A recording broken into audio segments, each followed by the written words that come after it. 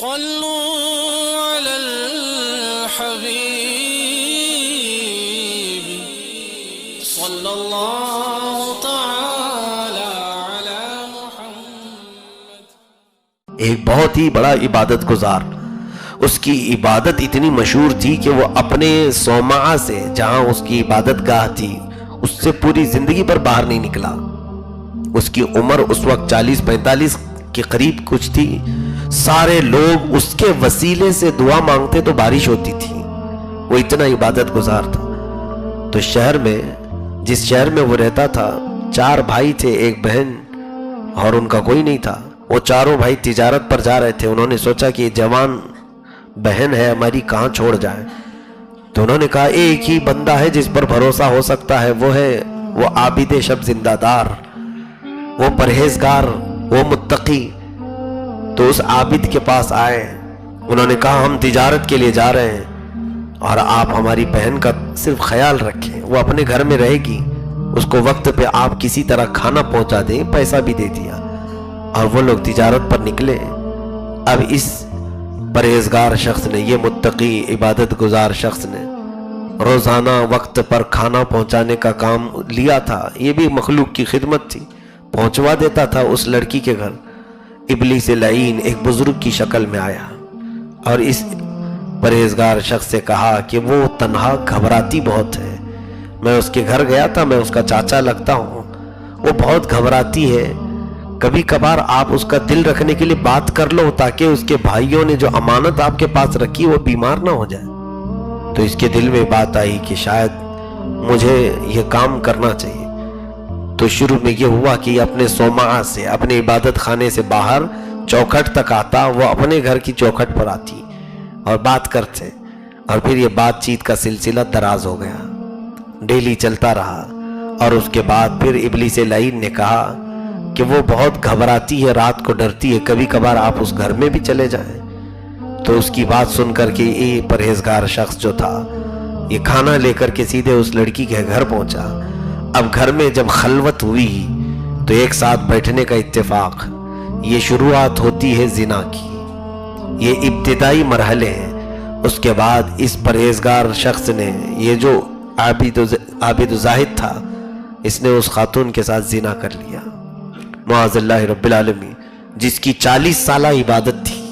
Record تھا کہ وہ قدم باہر نہیں نکالتا تھا۔ اس عورت کے ساتھ اس نے برا کام کیا، اپنا منہ کالا کیا۔ اس کے بعد جب وہ حاملہ ہو گئی تو اب اس کو ڈر لگا کیا کیا جائے۔ وہی ابلیس لعین بزرگ کی شکل میں آیا اور کہا ارے یہ تو بہت برا ہوا ہے آپ کے ساتھ، پورے علاقے میں تمہاری کیا عزت ہے، تمہارا کیا مقام ہے، اور پھر اس کے بھائی اگر آئیں گے تو کیا جواب دو گے؟ ایک ہی راستہ ہے، اس کو قتل کرو اور دفن کر دو، پتہ ہی نہیں چلے گا۔ جب وہ آئیں گے تو کہنا بیمار ہوئی تھی، مر گئی، میں نے دفنا دیا ہے۔ تو اس نے سوچا کہ یہ صحیح بات ہے۔ ایک رات گیا، یہ جا کر کے اس سوئی ہوئی حاملہ لڑکی کو قتل کر دیا، جس کے پیٹ میں اس کا بچہ پل رہا تھا۔ گھر کے اندر ہی ایک گڑھا کھود کر اس خاتون کو اس نے دفن کر دیا، زمین برابر کر دی، اور پھر آیا اپنی عبادت میں مصروف، جیسے کہ کچھ کیا ہی نہیں تھا۔ شیطان نے یہ اتنا بڑا کام اس سے کروا لیا۔ جب اس کے چاروں بھائی تجارت سے واپس آئے تو یہ رونا دھونا شروع کیا، ہے افسوس تمہاری بہن بہت بیمار ہوئی، علاج کروایا بہت، لیکن افاقہ نہیں ہوا، موت آ گئی اور میں نے اس کو دفن کر دیا۔ قبرستان کی طرف لے جا کر ایک پرانی دوسری قبر دکھایا کہ یہاں تمہاری بہن دفن ہے۔ تو اس کے چاروں بھائیوں نے بہت گریہ وزاری کی، روئے دھوئے، اور اس کے بعد گھر آ گئے کہ ہماری اکلوتی بہن تھی وہ انتقال کر گئی۔ بعد میں پھر وہی ابلیس لعین وہ چاروں بھائیوں کے پاس جاتا ہے اور کہتا ہے کہاں ہے تمہاری بہن؟ کہا وہ انتقال کر گئی۔ کہاں ہے؟ کہا قبرستان میں۔ کہا وہ عابد جھوٹ کہتا ہے، وہ جس کو تم نے بھروسہ کیا ہے وہ جھوٹ بولتا ہے، تمہاری بہن مری نہیں، ماری گئی، تمہاری بہن کو قتل کیا گیا۔ کہا کیسے؟ کہا اس بندے نے تمہاری بہن کے ساتھ زنا بھی کیا، اسے حاملہ کیا، اور ایک رات قتل کر کے تمہارے گھر میں دفن کیا ہے، یقین نہ ہو تو کھود کے دیکھ لو۔ چاروں بھائیوں کو اس نے اس کا راز بتایا۔ انہوں نے تحقیق کرنے کے لیے جب گھر کو کھودا اندر اس کی لاش مل گئی۔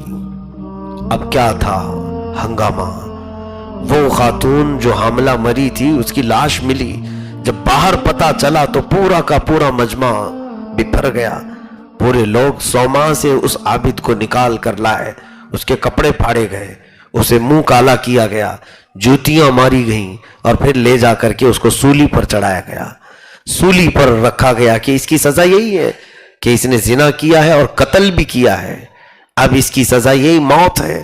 تو جب لوگ اس کے اوپر پتھر برسا رہے تھے تب شیطان پھر اس کے پاس آتا ہے، آ کر کے کہتا ہے بہت برا ہوا تیرے ساتھ، ایسا نہیں ہونا چاہیے تھا، لیکن دیکھ میں تیری مدد کر سکتا ہوں، میں تیری مدد کر سکتا ہوں، بس ایک شرط ہے، میں یہاں سے تجھے آزاد کر کے بہت دور لے جاؤں گا جہاں یہ لوگ بھی نہیں پہنچ پائیں گے، میرے پاس قوت ہے، طاقت ہے۔